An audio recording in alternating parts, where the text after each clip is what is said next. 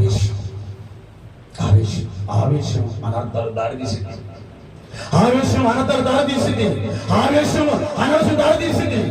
అందుకే మానసికమైన ఒత్తులు ఏ కుటుంబంలో ఉంటే ఆ కుటుంబాలు బాగుపడవు. నెమ్మది ఉండదు, ఆదరణ ఉండదు, ఆరోగ్యం ఉండదు, తిండి కూడా గంటపడదు ఆ కుటుంబాలకి. అందుకే ప్రశాంతంగా ఉండాలంటే నీవు దేవుని పాదాలు పట్టుకోవాలి. ఏం చేయాలి? బాధింపబడుతున్న నీవు, బాధింపబడుతున్న నేను ఎవరు పెట్టుకోలేను? నా దేవుని పాదాలు పెట్టుకోవాలి. అప్పుడే నా కుటుంబానికి నెమ్మది, అప్పుడే నా జీవితానికి సంతోషం, అప్పుడే నా కుటుంబానికి కడుపు నిండా నవ్వు. స్తోత్రం కలుగును కాక. కడుపు నవ్వు ఉండాలి. ఏమన్నాడ? కడుపు నవ్వుంటే చాలా సంతోషం ఉంటుంది, చాలా హ్యాపీ కూడా ఉంటుంది కుటుంబాలకి.